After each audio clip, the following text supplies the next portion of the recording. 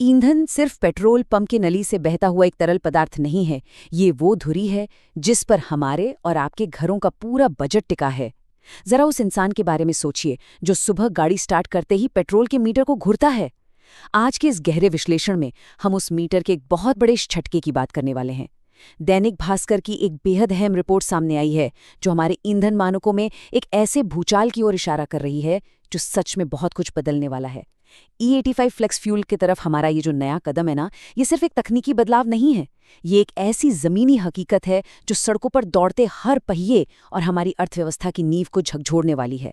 तो चलिए बिना किसी देरी के इस पूरी कहानी की परतों को खोलते हैं। अब जरा इस एक आंकड़े पर गौर कीजिए, 30%। जी हाँ, 30%। ये कोई छोटी मोटी संख्या नहीं है, ये एक सीधा और बहुत बड़ा आर्थिक आघात है। दैनिक भास्कर की रिपोर्ट में जो सबसे चौंकाने वाली बात उभरकर सामने आई है वो यही है कि आने वाले वक्त में हमारी गाड़ियों का माइलेज 30% तक गिर सकता है। इसका सीधा सा मतलब समझिए, जिस सफर के लिए आज आपकी गाड़ी एक तय मात्रा में ईंधन लेती है, उसी दूरी के लिए अब उससे 30% ज्यादा ईंधन चाहिए होगा। महीने के आखिर में जब हिसाब लगाया जाएगा ना, तो ये 30% का अतिरिक्त खर्च सीधा घर के बजट पर वार करेगा। शायद वो पैसे जो बच्चों की पढ़ाई या किसी छोटी सी खुशी के लिए बचाए गए थे। तो सवाल उठता है कि ये अचानक से हुआ क्या? ये नुकसान आखिर कहाँ से आ रहा है? इस बड़े बदलाव की जड़ तक पहुंचने के लिए हमें थोड़ा सा गाड़ी के इंजन के भीतर झांकना होगा। देखिए, अभी हम E20 ईंधन वाले दौर में हैं, मतलब वो पेट्रोल जिसमें 20% इथेनॉल मिला होता है। वही इथेनॉल जो हमारे देश की मिट्टी से, किसानों के गन्ने और मक्के की फसल से तैयार होता है। लेकिन अब तैयारी इससे कहीं आगे की है। अब एक बहुत बड़ी छलांग लगने वाली है सीधे E85 फ्लेक्स फ्यूल की ओर। इसमें 85% इथेनॉल होगा और सिर्फ 15% पेट्रोल। ये कोई साधारण अपग्रेड नहीं है। ये समझ लीजिए कि जीवाश्म ईंधन की प्यासी मशीनों को अब सीधे खेतों में उगने वाली फसल की ताकत से दौड़ाने का एक ऐतिहासिक प्रयास है। मशीन और प्रकृति का ये एक बिल्कुल नया रिश्ता है। लेकिन यहाँ सबसे चुभने वाला सवाल वापस लौट कर आता है, माइलेज में ये 30% की भारी गिरावट आखिर होगी क्यों? इसके पीछे विज्ञान का एक बड़ा ही सीधा सा नियम है। ये कोई इंजन की खराबी नहीं है, बल्कि इथेनॉल की अपनी फितरत है। इथेनॉल का जो ऊर्जा घनत्व होता है, यानी एनर्जी डेंसिटी, वो पारंपरिक पेट्रोल के मुकाबले काफी कम होती है। आसान शब्दों में कहूं तो 1 लीटर इथेनॉल जलने पर उतनी ताकत पैदा नहीं कर पाता जितनी 1 लीटर पेट्रोल करता है। नतीजा, जब इंजन में 85% इथेनॉल जाएगा तो उसी स्पीड और उसी दूरी को तय करने के लिए मशीन को ज्यादा ईंधन पीना पड़ेगा। उसकी प्यास बढ़ जाएगी। और यही वो वैज्ञानिक सच्चाई है जो पेट्रोल पंप पर पहुंचते ही एक आम इंसान की जेब का दर्द बन जाती है। और बस यहीं पर एक बहुत गहरा, सोचने पर मजबूर कर देने वाला द्वंद्व सामने आता है। एक ऐसा सवाल जो सच में हर किसी के दिमाग में गूंजना चाहिए।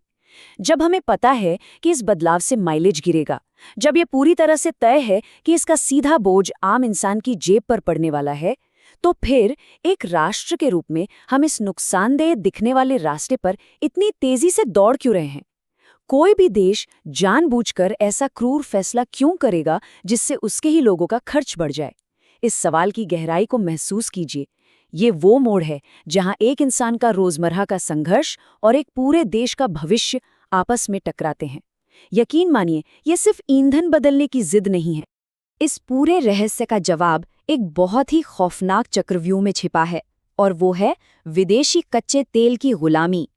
दशकों से हमारी पूरी अर्थव्यवस्था इस आयातित तेल की जंजीरों में जकड़ी हुई है। हर साल हमारी मेहनत की कमाई के अरबों खरबों रुपए सिर्फ इसलिए विदेशी खजानों में चले जाते हैं ताकि हमारी गाड़ियां चलती रहें।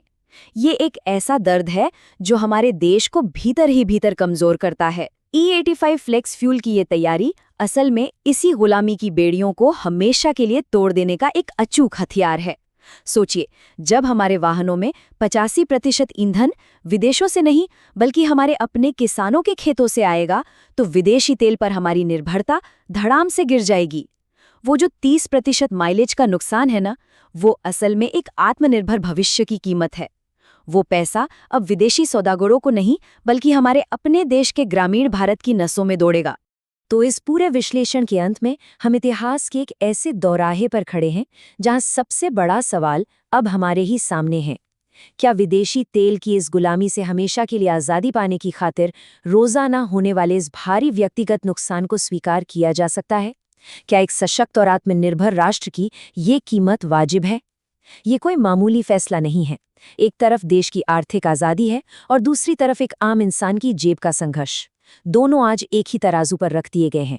फ्लेक्स फ्यूल की ये क्रांति सिर्फ गाड़ियों की टंकियों तक नहीं रुकने वाली, ये आने वाली पीढ़ियों का भविष्य तय करेगी। इस बारे में गहराई से विचार जरूर कीजिएगा, क्योंकि बात सिर्फ ईंधन की नहीं है, बात हमारे और हमारे राष्ट्र के अस्तित्व की है।